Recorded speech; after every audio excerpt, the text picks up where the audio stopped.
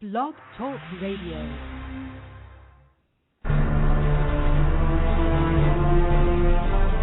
There's a mystery lurking the forested areas of the world.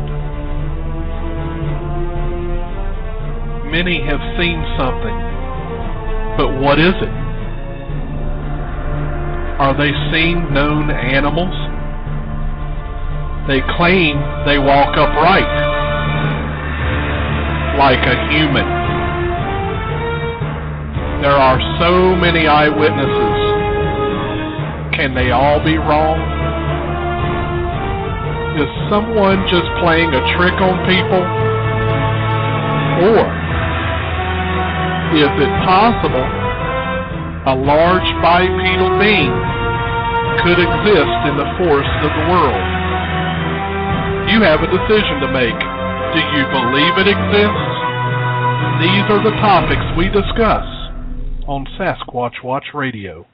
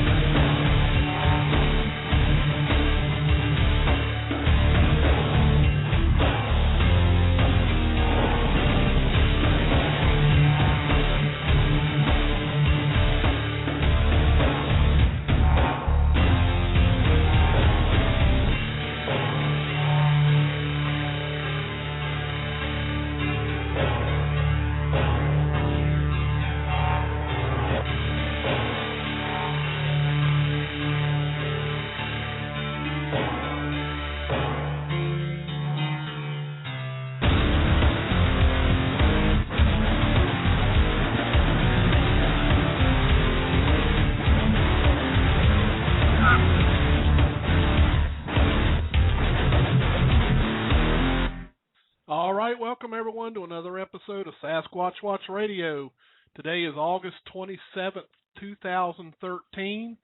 And before we get started tonight, let's check in on our co-host, the Creature Seeker. Hey, Billy. How are you doing tonight? I'm doing fine, Billy. It's the rest of the world that seems to be in a state of unrest. I think I heard on the news that our Navy's poised to strike Syria. Could happen within like 24 hours. Yeah, I think it's falling apart at the seams. Yeah, I mean, you know, on one hand you've got the Assad regime who hates the U.S. On the other hand, you have the rebels, which are affiliated with Al Qaeda, who also hate the U.S. If it were up to me, I'd say let those two duke it out. Let's send our boys over to be bullet catchers. You know what I mean? I understand what you're saying. You know, those guys have been through a lot already as it is. Yeah. But you know how it is. You know. Well, we won't get into that. That's a whole different show, and it's a subject we don't cover. Yeah, but you know, other than that, Billy. It's the summer's winding down, and it's still the weather's been pretty good, so I'm really enjoying that. You know, on the show I talk about the weather a lot, but that's because here in the Northeast, the summers are so short. Yeah, you know? I know you guys are already kind of cooling off. We had a little bit of cool weather here, but it was just for it was like last week, and now. You know, now we're back up, in the 90s, so it was, I guess it was a nice little break, but, it also tells me that fall's right around the corner, so. Yeah. I love the fall. If it weren't for the fact that winter is, like, right there on its heels, Yeah, it's, especially for those of us that like to ride bikes, it's kind of a bummer when wintertime hits. Yeah. Well, I do a lot of, the fall is when I do a lot of my hiking expeditions, Billy. So I find that the weather's just perfect for getting out there, and it's just, it's a lot drier. A lot of times the snakes are gone. Well, yeah, or else they really ruin your day, Right. Yeah, plus, being able to, get out, and just have a good time and not have to, be sweating like crazy out there, because cooler weather. Plus it gets, it gets people out from behind the computer keyboard, writing worthless blogs. So, it's a good thing. Oh, good point, Billy. So our guest tonight is from the state of Pennsylvania. And I'll let you introduce him, but, he's a really good guy, and I'm really excited to be interviewing him on our show tonight. Well, he sounds like a good guy. I hope that he still wants to talk to us after you badger him tonight, because typically what happens. So we'll see what happens. But yeah, everybody, we got a great guest tonight. We have invited Mr. Dan Hageman of Pennsylvania, and a little bit about Dan. He is the director of the Butler Organization For Research of the Unexplained. The initials for that is BORU, which is BORU. The basic mission of BORU is dedicated to investigating and researching unexplained phenomena, whether it be UFOs, Bigfoot, unusual animal sightings, as well as paranormal events, which occur in the Butler County area and across all of western Pennsylvania. So, we want to welcome Dan to the show. Welcome, Dan. Oh, well, thank you for having me. Hey, Dan. First off, yes. Do you know that you have a sister organization in Pennsylvania, headed up by Eric Altman? I do. Yeah, his organization's called BORU. So. Okay. He's really looking forward to the hate mail in the morning. I like to bust Eric's chops, but Eric's a good guy. He actually donated several auction items to the Creature Weekend auction last year. So despite all the crap that I give him on the air, he's still a good guy and still very generous. So. Oh yeah, he's a good guy. Yeah. But I just had to throw that in there. It's about the 10th time I've used that joke. It just keeps getting better. Billy. I know. I can imagine. Oh my goodness, poor Eric. It's what he's got to look forward to every morning, every Wednesday morning on his way to work. Really, I think someone calls him every time I mention his name. Someone calls him, and then he listens to the show. I don't think he listens to the show like every single week. He does. He does, Bruce. I swear. Wednesday morning, that is his thing, to listen to the show as he's on his way to work. Well, seems kind of odd. Every time I mention his name, I get an email from him the next morning. I think someone's tipping him off, if you ask me. Well, I don't know who that could be. But so Dan, I met you. Was it a couple of years ago at your conference? And that's correct. I didn't really get a chance to talk to you because as I full well know, and Billy too, that during conference time, especially when you're running it, you just kind of run around and you don't really get a chance to just to connect with people like you want to. But how did you get started in your research? I know you do a lot of UFO stuff. You've done some Bigfoot stuff. What got you interested in that? Well, I'm primarily interested in the UFO aspect of the phenomena. However, with the creature sightings that I've gone out and investigated, it's kind of swung me toward that as well. My interest actually started in the UFO phenomena at the early age of 6 years of age. My whole family has had multiple sightings, either as an entire family or individually. My mother, she's had some horrific incidents that have happened to her, and even though that was many years ago, you can still see the fear in her eyes when the subject is brought up. She doesn't really like to talk about it. But from my very first UFO sighting at the age of 6, I can remember anything that I could read, anything that clipping that I saw in the local paper, I would cut out, and I've just pretty much stayed with it ever since. Back in 1982, I was asked if I would be interested in being co-director of what was the Butler UFO group, and I said yeah, because of the interest that I had. The individual, his name was Carl McAnellen, that headed up the group. And, of course, we had monthly meetings, and every month we'd get together and would talk about UFO sightings. And whether they would be current or old, we had people coming from a long distance away to come to the meetings, and they were interested in other things, such as Bigfoot, ghosts, and what have you. Years into it, Carl, he got on this kick of the Freedom of Information Act and badgering the government and trying to come up with all the information that he could. Of course, he had your classic Men in Black incidents where they harassed him, harassed his mother. At the time, his mother wasn't in health, and it put the fear of God in him. If you knew Carl, just as you and I are alive and we breathe air, that's the way Carl was when it came to the UFO phenomena.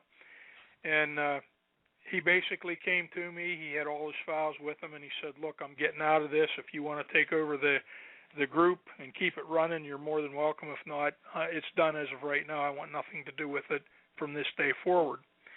And I've talked with Carl 3 times since via email. He won't tell me where he is. He has actually contacted us and said that he was going to be home and come to the meeting. He never showed up, and I haven't actually talked with him for the last 4 years. So I don't know what he's doing. I don't know where he's at, but I know when it comes to the UFO phenomena or anything related to it, he has no interest in it anymore whatsoever. Because of the people that had other interests, we started losing people at the meetings. They were dropping off like flies, and I was getting emails from these people saying, when you start talking about Bigfoot, or you start talking about ghosts, or you start talking about this, let us know. We'll come back to your meetings. So I sat down. I took a long, hard look at it, and I thought we need to change the name of the group. The Butler UFO group, it's too focused on just UFOs. So I came up with the name Butler Organization for Research of the Unexplained to encompass all the parameters of the paranormal, and basically started going out doing creature sightings. I've been out with Brian Seach and his wife on, just primarily as a spectator. We went to Hillview Manor, which is supposedly haunted, and had a lot of stuff happen there that just totally blew my mind and made me a true believer in the ghost phenomena. So I thought, well, let's broaden our horizons. We're going to cover all the bases, and we've been doing great ever since. Wow. How many people would you say are in your group, Dan? The regulars, because of work schedules and some of the people are involved with meetings, like union meetings with their work and whatnot, our meetings range anywhere from as few as 10 people to as many as, we've had as high as 40 people at our meetings. And usually on an average, we run anywhere from 20 to 30 people. Wow. Pretty good. That's good. And when you go out on research, do you get a lot of participation from your group, or is it, segmented? Like if it's a Bigfoot thing, you just only the Bigfoot people come out. I mean, is it? Well, a lot of if it's something that's basically right in my backyard, which a few of the Bigfoot sightings that I've personally investigated weren't really that far away, so I went ahead and we really didn't have anybody at that time, so I went ahead and went out and investigated those on my own. Now that there's Brian and Terry, he's into creatures, and you have Eric, he's into creatures, and of course, if something major comes up I would get a hold of them per se, and then just more or less tag along. If it's something that happens within, a 20-mile radius of where I live, I would probably go ahead and go out, do the initial investigation, and then let those guys know what's going on. Now, you had a fairly significant Bigfoot event happen several years back. Would you be willing to share that with us? Yeah, I've actually have investigated a few of them. We had one happen. This would have been back around 1986 off of Route 356. It's called the Great Belt Road. That's south of Butler. And this involved a farmer and his wife. Got a call to get down and talk with this guy. I'd gone down and interviewed him, and this individual had been out tending to his chores, and he had come in to eat his dinner. And, of course, his wife, she said, you need to go out and find out what's going on. The animals are just raising Cain. She said, I can hear the horses. It sounds like they're trying to kick their way out of the barn, and they're whinnying, and the neighbors' dogs are barking. Our dogs are barking. You need to go out and see what's going on. So he get up, he went out, and he was walking down toward the barn, and he said he could hear the horses. It just sounded like any second they were going to come right through the wall of the barn. He rounded the corner of the barn and ran face-to-face into a Bigfoot creature. He said he turned around, he ran back to the house to grab his shotgun, grabbed his shotgun, went back down, and he said as he started to go around the corner of the barn, this Bigfoot, it was like it was clawing or trying to get into the barn. It turned, he hollered at it, it turned toward him, started coming toward him, and he said he pulled his shotgun up and fired one shot, hit this thing dead square in the chest. He said it threw its arms up in the air and let out this ungodly scream and started coming toward him a little bit faster. He said one thing that really struck him as bizarre, he said this thing, it had a red glow in its eyes. And he said when he hit this thing, he could hear a thud. He said the glow seemed to diminish. It never went out entirely, it just seemed to diminish. He said he threw his shotgun down, ran back to the house, grabbed his wife, and he barricaded himself and his wife in the basement till the next morning. He said they could hear the dogs barking, the animals raising Cain. The next morning he'd get up, get out of the basement, went back down. His shotgun was laying exactly where he had left it. There was no signs of this creature, of course, but he said, I want to tell you this, I literally soiled my britches. I have never seen anything like this before. I never want to see anything like this again. And, he was definitely, you could see the fear in this guy's in his face.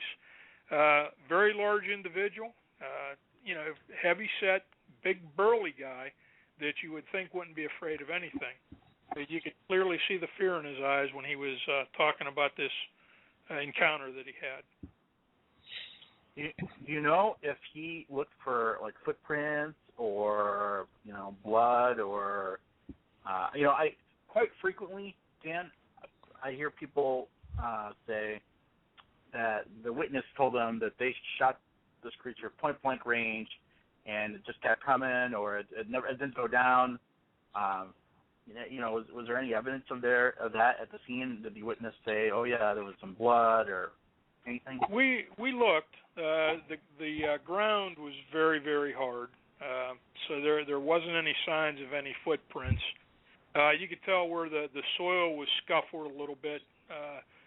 Just past where he dropped the shotgun would have been where this creature would have been standing, apparently. We didn't see any signs of blood.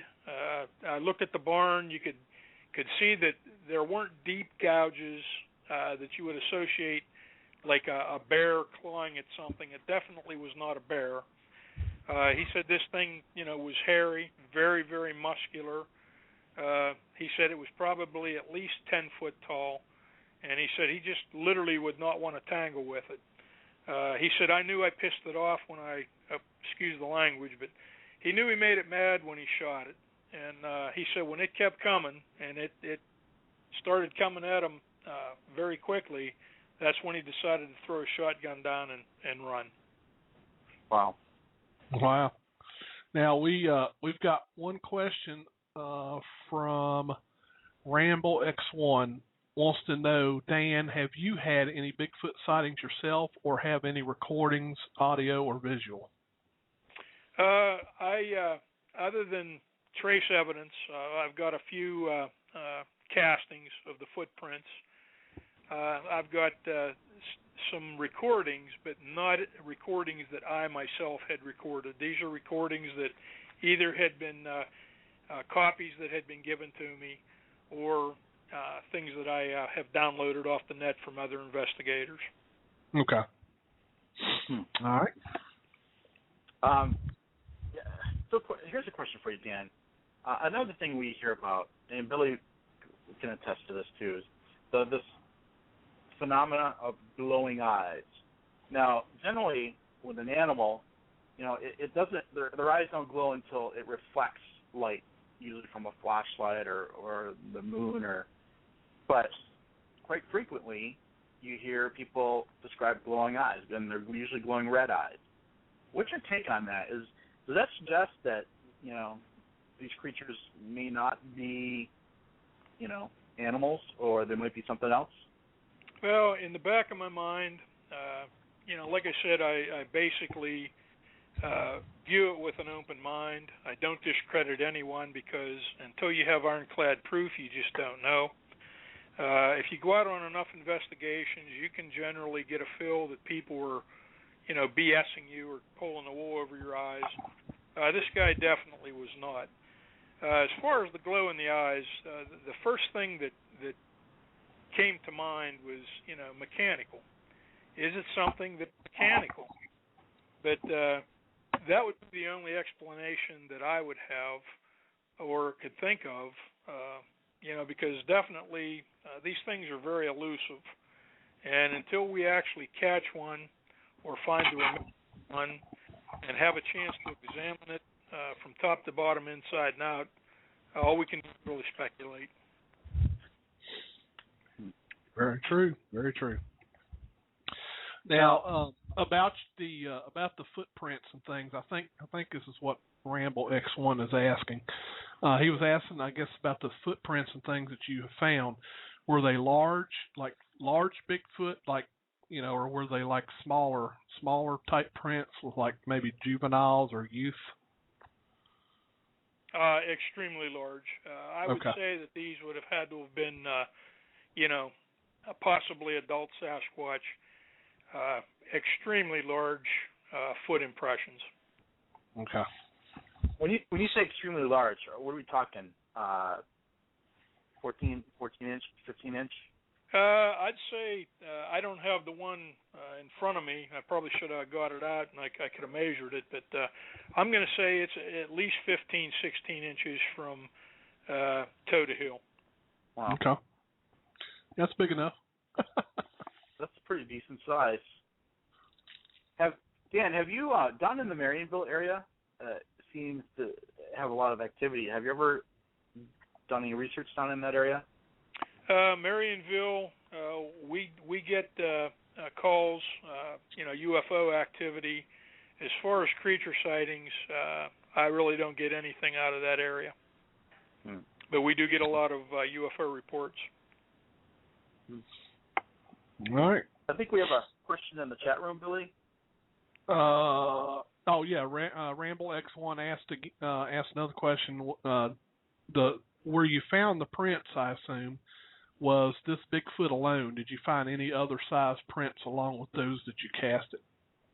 No, these would be if there were more. We didn't see the indication there were more. This would have been a single creature. Basically, the individual that where I got the one casting from was a different sighting than the one that we had just previously talked about. This one would have happened down off of Brownsdale Road, and I was informed about it by a coworker. He knew that I was into that kind of stuff, and he had actually taken pictures and brought them in to show me. And there were a group of guys that get together and they ride these four-wheelers, and it's a private farm. And, they don't want people going down in there and trespassing, and I tried to get it set up to where I could get a group to get down and do an investigation. And the owners of the property just absolutely refused. They said they would like to know, what it is, what's going on, but, they don't want 200 people tramping through their property, which I can understand that. But what Ron, the individual that informed me about it, he wears a 14-inch boot. Mm-hmm. And this was muddy soil. And what he did was he took and he left a boot impression right beside this Bigfoot impression. And I'll tell you what, just actually looking at the picture, his boot impression is dwarfed. This foot impression or Bigfoot impression was very deep, very wide, very long, and very prominent. You could definitely tell it wasn't a bear or anything like that. This was definitely something else. All right. So, do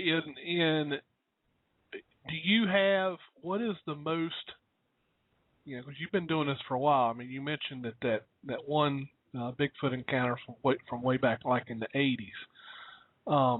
In all the years you've been researching, and this goes for Bigfoot, UFOs, aliens, whatever. What is probably the most exciting experience you've investigated? Well, the most exciting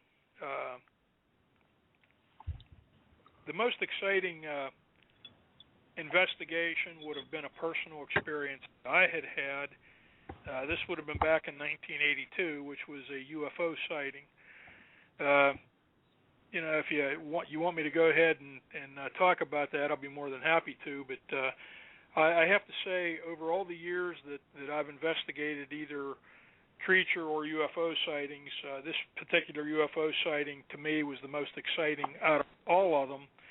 Up until recently, we had a creature sighting just out past Shakur near Kepler's Corner. This wasn't a Bigfoot creature. This is actually a different type of creature. And, of course, the people that I interviewed, we've had 11 individual sightings of this creature to date. And I've asked every single one of these people, if you could describe this creature in as few words as possible, what comes to mind? And every single one of them said gargoyle. Oh, really? Yes. Wow. And you said there's been like 11 sightings of this? Well, I myself have interviewed 11 people. We're still getting isolated reports. Another investigator from the Greensburg area, he has received reports on it. So they're definitely seeing something. These people, they don't know each other. If you were to take and sit down and read their reports, you would swear that these people all sat down at the same table and exchanged notes before they wrote their report. They're definitely seeing something. Well, I apologize, Dan, because I told Bruce to stay in Boston and not be running around down there. Okay. Well, Dan, when you said gargoyle, I immediately thought either Billy or Eric Altman. So I guess we were both misled. He does have pointed teeth.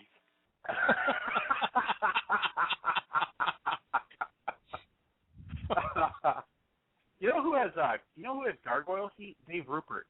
If you watch that video that we posted on YouTube with his track casting class, so he made an impression of his foot and then he made a cast of that. I'll tell you, those feet were made for standing on the edge of a building. So the problem is, Bruce, if you had a sighting of him, of Rupert, he would pass for Goat Man.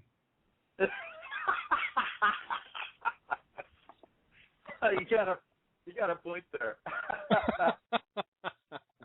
All right, so Dan, you have a lot of background with UFOs. You've done some Bigfoot, so I'm going to ask you, do you think there is any connection between Bigfoot and UFOs? Now, for your answer, we've had several people on the show who suggest that, there's a connection there, or Bigfoot maybe, warping in and out of our dimension. But, what do you think? That's a very good question. And I've thought about it time and time again. We get numerous reports that, there's some type of a creature sighting followed by a UFO sighting, or a UFO sighting followed by a creature sighting. And it's not just our organization, it's organizations all over the country. It's very possible. Is Bigfoot some type of alien being or alien creature? We don't know. Is it possible that they are traveling through some type of parallel dimension, porthole, time warp? Or is it that there have been a lot of reports that people say that Bigfoot is actually mechanical and is controlled by the Greys, which the Greys are a race of alien beings. So to be honest with you, your guess is as good as mine. I honestly don't know, but all we can do is really speculate. Well, are you okay? So are you leaning toward that direction, or are you just not? Are you just kind of saying you don't have enough information at this point? I'm not really leaning toward that. Like I said, I view it with an open mind. I take the reports as they come in, or the information that you can obtain off of the internet. Really, one has to form their own opinion. I believe that Bigfoot is some type of a creature. There's no doubt about it. There definitely is something to it. What really boggles me is the fact that they are so elusive. You go out into the woods, and it's not impossible to run across the carcass of a deer or, some other type of animal. You just don't find the remains of them. And, as many people that are out traipsing around through the woods, hunting season, hikers, whatnot, they may come across a live one, and, of course, they get a glimpse of it, and it's gone, but where does it go? Why and how are they so elusive?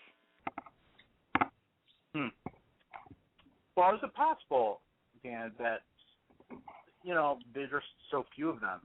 It's not so much that they're elusive, but there's just not a lot of them around.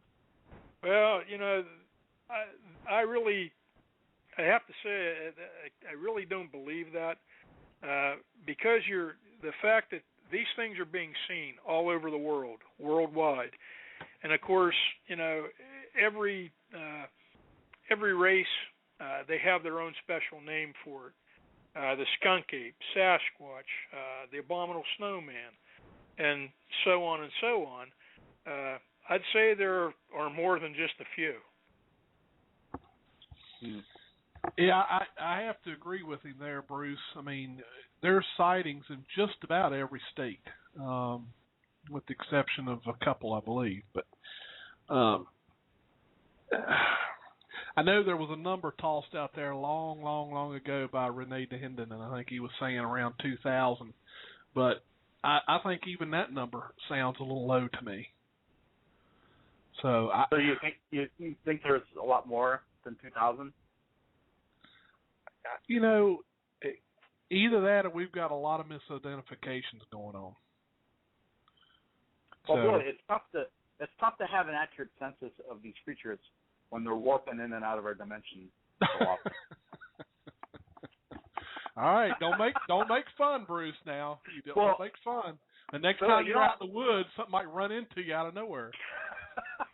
Hey Dan, you know this guy Fred Saluga? I'm sorry. You know Fred Saluga? Oh yeah. Yeah. So Fred was on the show, and every time, I like Fred, every time we get together, we always have this spirited debate about interdimensional Bigfoot. I tend to lean toward Bigfoot being a flesh and blood creature. if it exists. And then Fred, is like, no, they're portals. They pop in and out. So we always get into this really, really spirited debate. And so, it just, like I said, it's just hard for me to wrap my mind around, a Bigfoot warping in and out of our dimension, or, getting dropped off by a UFO, or, it's. Am I saying it's totally impossible? I guess nothing's impossible. But I would say, that you're correct. Nothing is impossible. Again, pretty much we all have to formulate our own opinion. It's best that's one thing that I like about working together with these other groups and sharing information, because it's a lot like putting a jigsaw puzzle together. You may have bits or pieces of information. I may have bits and pieces of information that you may not have. And when I share that with you and pass that on to you, eventually it's going to form a picture. And, if we just keep researching it, be sincere about what we do, you have a lot of hoaxers out there. And, it's sad, because that really hurts all the people that are into this, that really put sincerity into it. And, if we work with one another, share what we know, eventually we're going to come up with some answers. Well, we've got, hey, Bruce, we've got our first caller. You want to go ahead and want me to grab them? Yeah, sure. All right, caller from the 724 area code. You're on the air. How you doing, Billy and Bruce? Hey, Brian, how you doing? Good. Hey, I'd like to talk to the Bruce Harrington Questions Everything show. Hey, Bruce, get off of Fred, okay? I'm going to tell him. He'll call you some choice names tomorrow morning.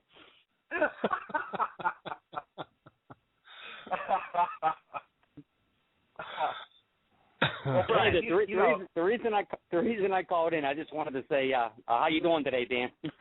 Yeah, not bad, Brian. Yourself? Well, I'm doing pretty good, and just wanted to say, I've been working with known Dan for probably about 6 years now, Dan. It's 6 or 10. 6 or 10, or something like that. We help Dan. We co-promote the Butler conference every year, and it's just great working with all the members of BORU. Me and Terry are members of BORU also, and Dan has a good group, and we rely on him heavily. Unlike some people, Dan does share his information, so it's great to work with you, Dan. It's a pleasure working with you, Brian, and April 5th. Okay, April 5th. Okay, that's a big announcement today, Dan. Why don't you say that?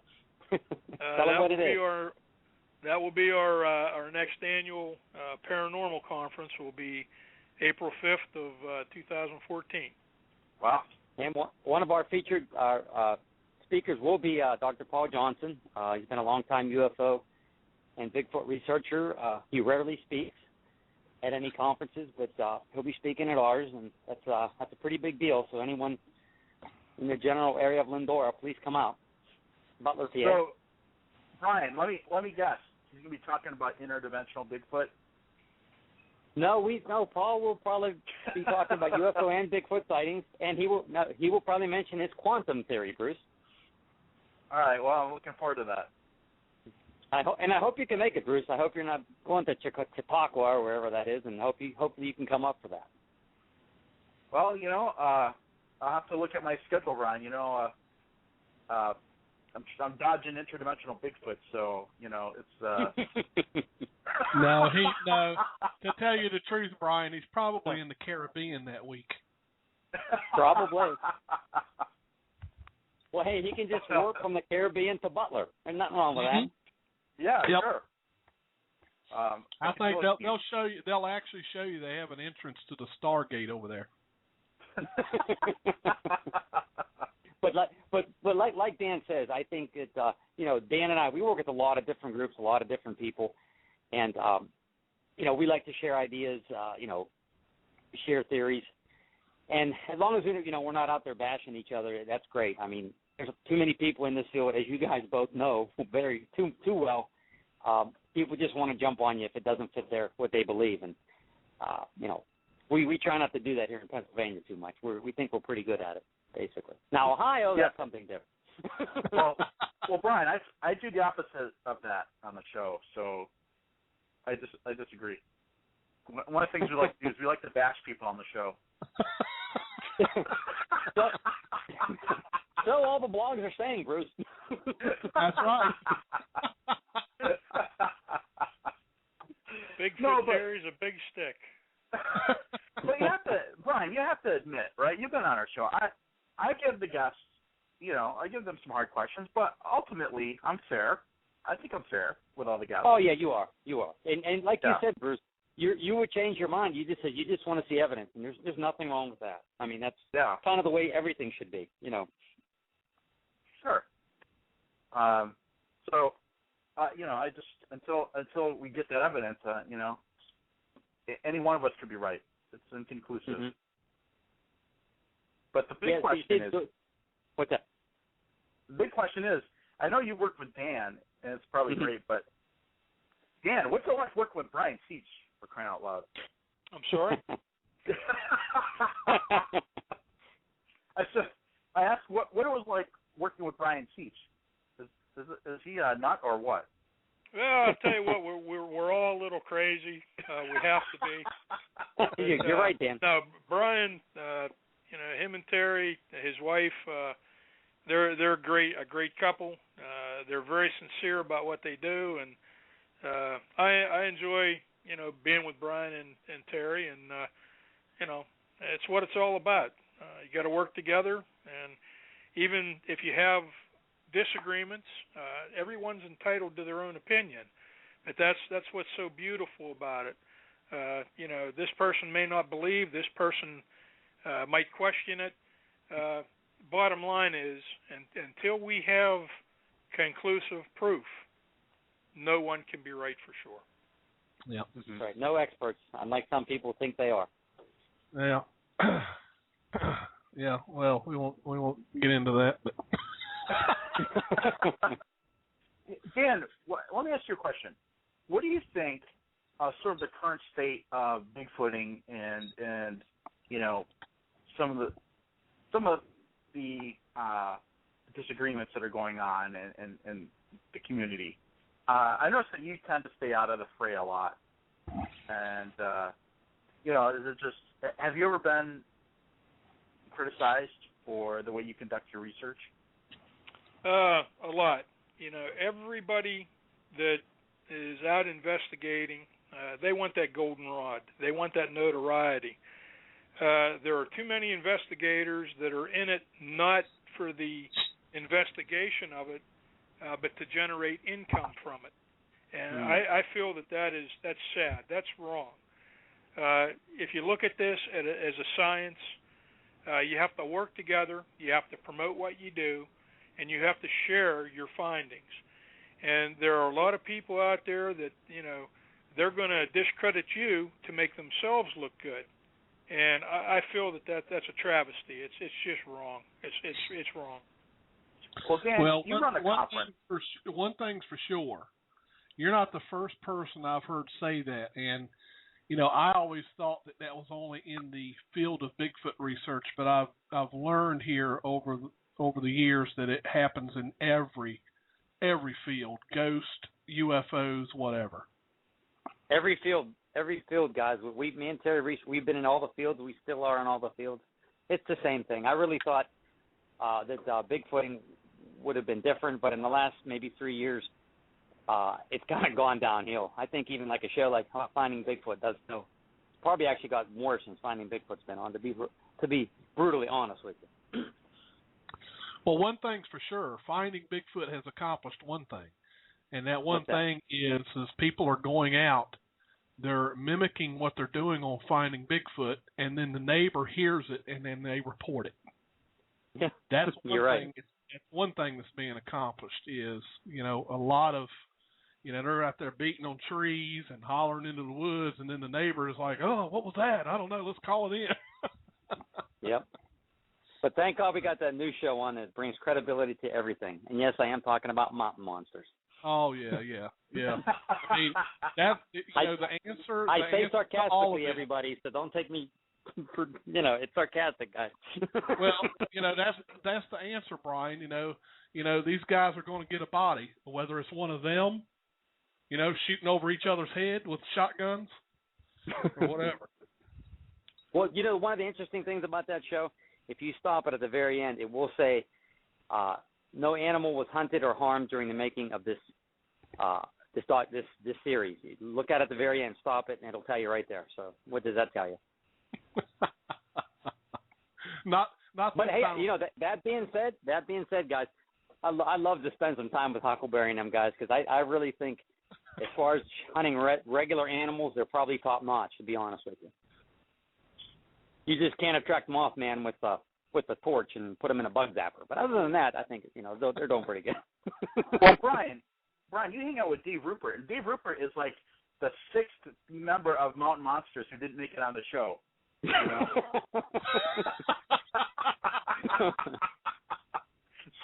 Quit picking on my boy Dave now. You're picking on everybody. Who's next? You already picked on Eric. You picked on Dave. You picked on Fred. Who's next? Come on.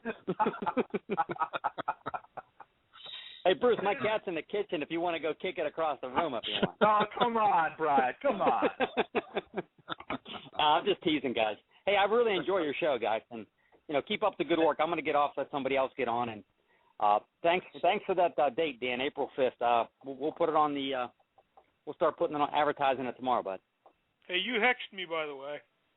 Why's that? You hexed me, by the way. What'd I do? When you said the other night about all the computer problems that I'm having, or I have, yeah, that I was on my one computer today and it crashed. Oh man, I can't even boot it up.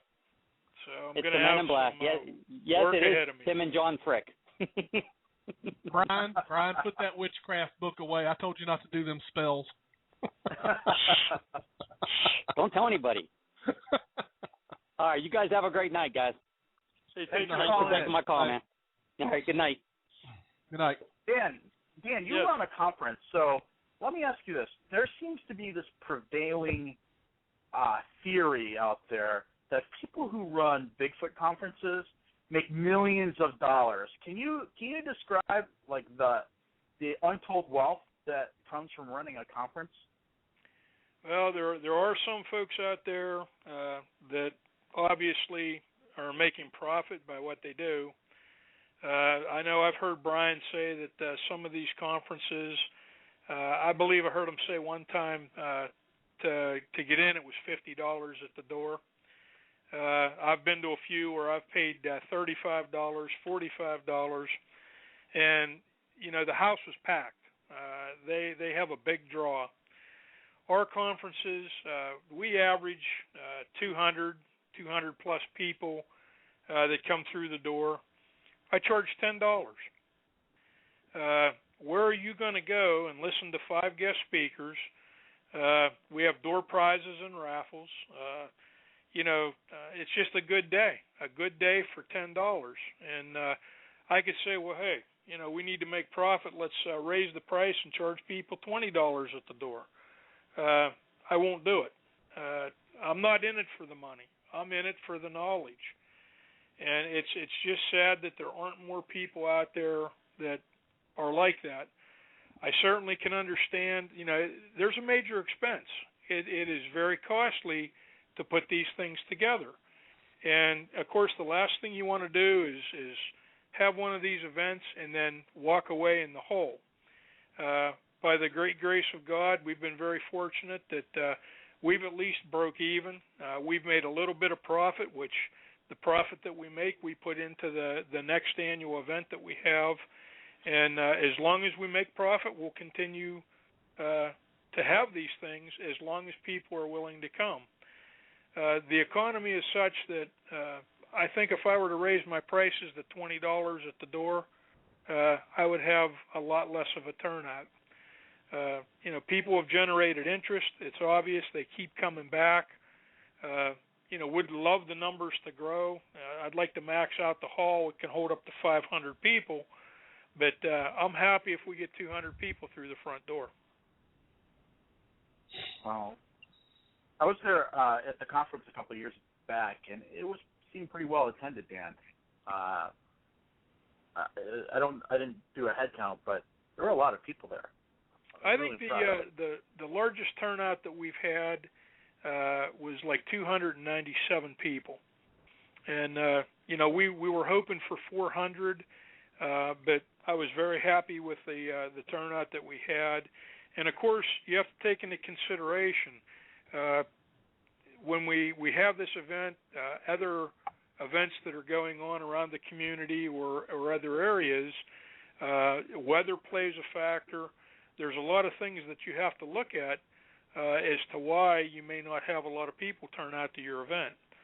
But, like I said, as long as people are willing to come and show the interest, we're going to continue to have these things, also as long as, our health permits. Hey, we've got another caller on the line. Let me get them in here. Well, come on, computer. Caller from the 541 area code. You're on the air. Yeah, hi. Can you hear me okay? Yep, we sure can. Great. Well, hey, I just wanted to ask your guest, Dan, as far as doing research, sometimes you have to go back and do a 180 as far as where your theories are. I want to see where he's struggling right now with a particular Bigfoot theory, and if he's done any recent 180s on exactly what the phenomena is. Okay, as far as doing a 180, basically I go out, if I'm doing the investigation, I talk with the people that are involved. Like I said, I listen to them, view it with an open mind, have them fill out a report, gather any trace evidence if there is any. If there's any to be found, we send it away and have it analyzed. And as far as the Bigfoot phenomena, I've only personally have been out on 4 or 5 Bigfoot sightings in our area to interview people, and the only real evidence that I was able to obtain was a foot imprint. No hair samples or anything like that, no blood, no feces. So you have to take it at face value. I don't want to look at somebody and say, well, hey, I don't believe that, or I don't think you're telling me all the facts. Like I said, after you've been out and you've interviewed enough people, and of course, I've interviewed hundreds of people when it comes to the UFO phenomena, and you get a feel for it. If they're trying to pull the wool over your eyes. Generally, you can tell by looking at their eyes. And, I have no doubt that what these people saw is what they saw, and until we have concrete proof, all we can do is speculate. Yeah. Well, Dan, have you had a theory and then changed your mind about that theory in the course of doing the last 10 or 15 years? As far as the Bigfoot sightings that I've investigated, we had one here. Woman stopped at a local convenience store to get milk, bread, and fuel for fill up her car. On her way leaving this convenience store, she was going down Sawmill Run Road, and that's local. It's a lot of homes around, and she said that it was pitch black, and this creature stepped down off the bank of the road and crossed in front of her car. After she described this thing, it was a Bigfoot, it was a Bigfoot, it was a Bigfoot, and I thought, well, you sure you didn't see a bear? This particular incident was followed by a light in the sky. She immediately saw this light in the sky. She looked up. It started getting larger. Actually stopped and hovered directly above her car. Shot down a green beam of light that illuminated the whole inside of her car. Her car shut down. She couldn't get it started. It literally scared the heck out of her. And that's one of the few Bigfoot UFO sightings that we have. But I've often have gone back and have just played that over and over and over again through my mind, wondering that if maybe what she saw across the road in front of her may not have been a bear, and then she just associated the UFO sighting with the Bigfoot sighting. But that's really the only one.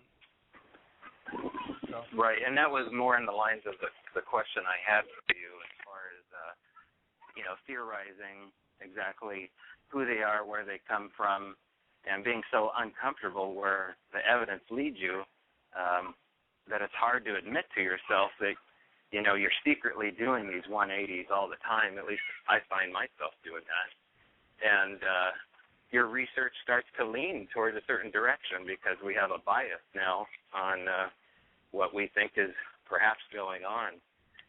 And it's always interesting talking to other people that are passionate about this and hearing their own, personal struggles. Generally, people that don't talk about the weirder side of Bigfoot are, more concerned about their place in Bigfoot research than they are about where the evidence is leading them. And that's the way most things go. But I'm just not in that position anymore. It seems, fairly obvious to me that something like what you described happens all the time, and it isn't a bear. It's exactly what she said it was, and there seems to be a relationship between the two phenomena. I'm not quite sure how often, but it's interesting to speculate. I guess that's why we keep going out at night. Yep. Right. Well, I think, especially with the type of research that we do, and even in the scientific world, and especially, regarding like natural history, we only know as much as our most recent evidence. So, I'll just give you an example. No one knew, that Komodo dragons could reproduce asexually. No one knew that. No one even, had an inkling until it happened. It happened in the zoo. They found, a female Komodo dragon, and there was no male partner, was able to give birth to hatchlings. And no one knew that they had that ability, but that was just discovered, and it was just discovered, sort of by accident. And so now we know that. But prior to that, if someone would ask that, can they reproduce asexually, you'd say no, of course not. They need a male and a female to procreate. But theories generally evolve, and I think that if you're going to be scientifically honest with yourself, you just kind of have to accept that. Yeah. All right. Well, thank you for your time. That was my question, and I'll listen on the phone line here. Okay. Thanks a lot for calling in. You bet. Yeah. That was a great call. Yeah, it was. We've only got like a couple minutes left. I tell you, time flies. So if you want to, we can end with this one. And I don't know if you have one or not, Dan, but Ramble was wanting to know if you have a scary, what is your scariest Bigfoot encounter story? Do you have one, or is that one that you've already told us? Or? The Bigfoot sighting that the farmer was involved, that's probably, I would categorize out of all the Bigfoot sightings that I've investigated, probably the best one. Again, like I said, I apologize. I'm not really that well versed into Bigfoot as far as what investigations I've done. I'm more into the UFO end of it, but I am broadening my horizons and leaning more toward the creature sightings and even getting into the ghost end of it. So, maybe the next time we all meet, I'll have more for you to ponder on. Sounds good. Dan, what is that noise in that background? Are you calling from like the tropics or something? Because some bird sounds coming. I don't hear any bird sounds. Oh, it must be Billy then. Nope, not on my end. I'm up here by myself. There's some weird background noise. Might be my ceiling fan. No, I think it was the other caller. I think there was some background noise on his end, I think. So. I'm all paranoid now because I'm looking over my shoulder in case Bigfoot's warping in behind me. Hey, I'd sit down and share a banana with him.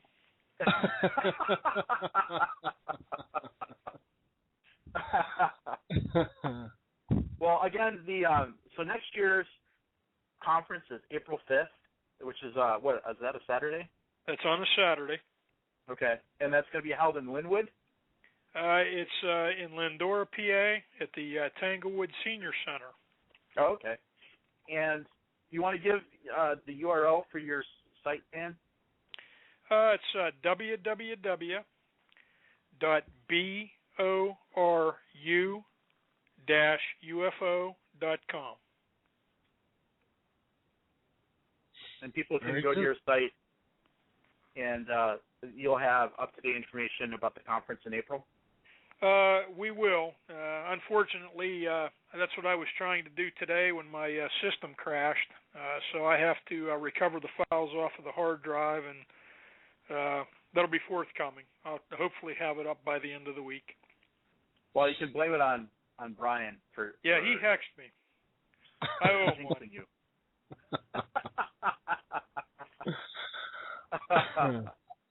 Do you have some sort of music on your site? There is on the main page, and then when you go to the sightings page, there's some music. It'll eventually quit, or you can just mute the speaker. Other than that, those are the only two pages that has music on them. I guess one of the listeners in the chat room already went to it, and they, I guess they're freaked out by the X-Files theme that you have on your webpage.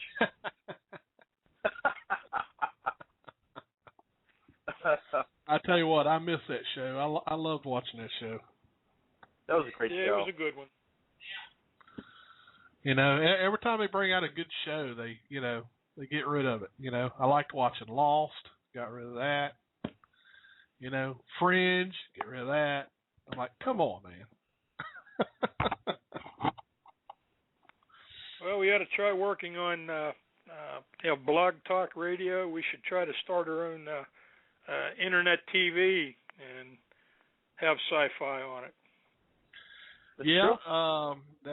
There's some folks doing that. I haven't looked into it, but I do know that there are some live shows that apparently get kind of like I don't know if you'd call it a video cast, but they put it up on YouTube, and apparently you can watch it live. But I don't know if anybody wants to see mine and Bruce's ugly mugs. So I don't know, Billy. Do you think if we did a show, people would actually want to view it to see what complete fools we can make of ourselves?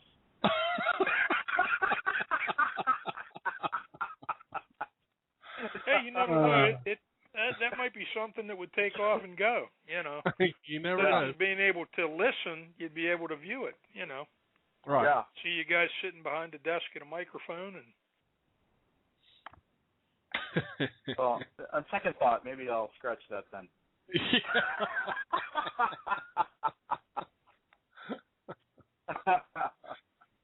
Oh, wow.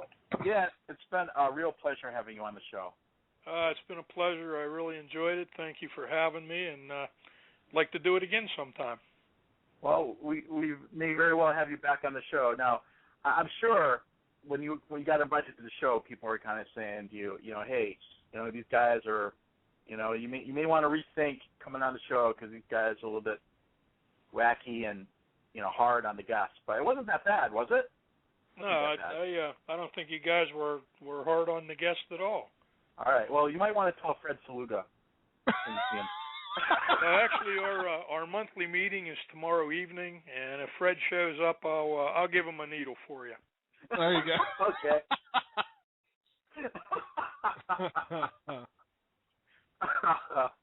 Wow.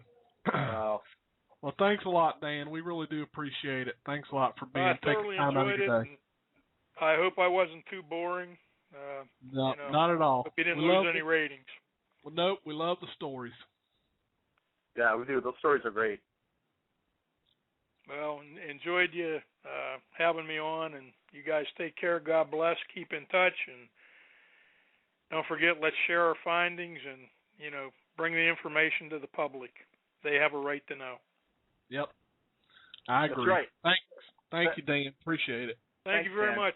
Alrighty. Bye-bye. Billy, like I like to say, and this is sort of in keeping with the X-Files thing. Yeah. The truth is out there, but you're not invited.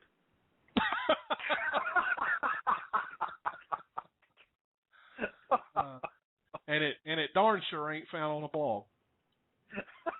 That sure as hell ain't.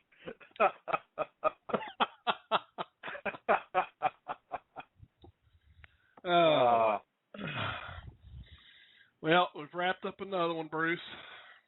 Another good show, Billy. It's always a lot of fun.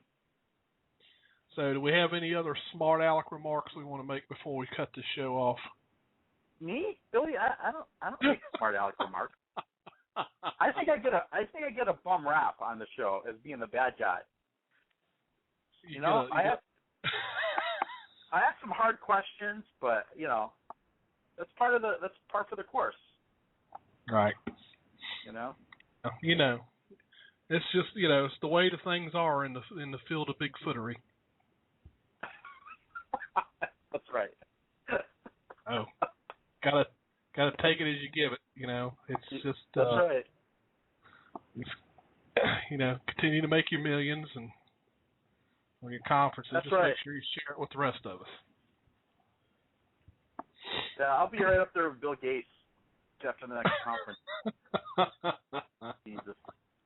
I don't know where people get this idea, Billy, honestly. I mean, the conference is a labor of love, and it's a lot of fun, and it's, a lot of these people I only see maybe once a year during that conference. So it's just a great experience, and I think if you're in it for anything other than, the camaraderie and, just being able to share information and getting together with your peers, I don't know what to say, but that's the reason we do it.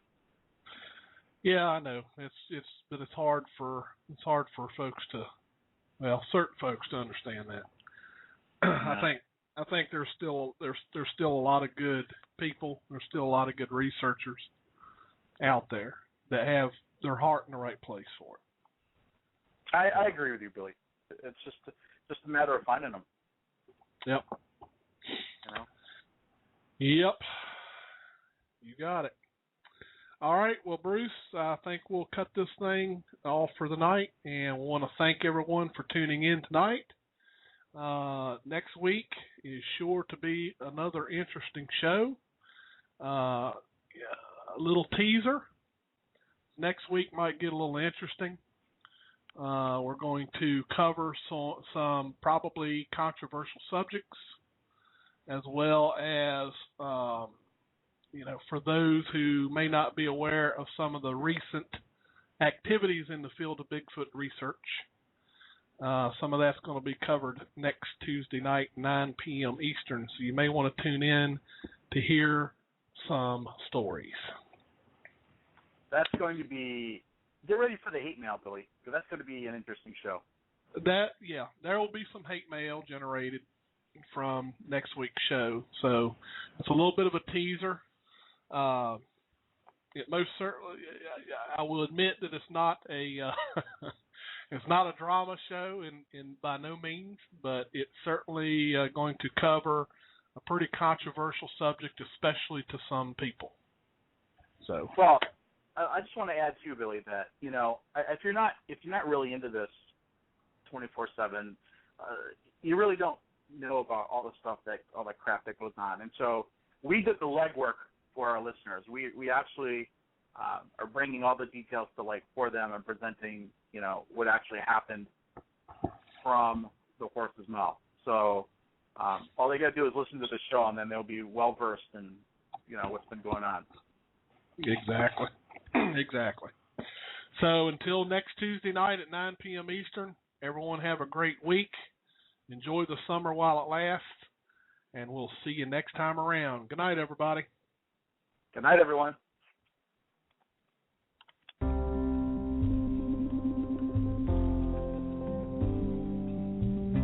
Thank you for joining us on another episode of Sasquatch Watch Radio.